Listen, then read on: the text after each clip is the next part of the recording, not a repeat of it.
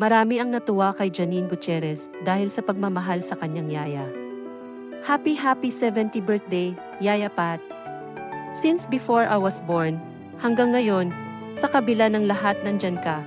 We wouldn't be who we are today if not for you. Kaya lang naman ako naglakas loob na sumubok mag-artista, dahil at para naman talaga sa'yo.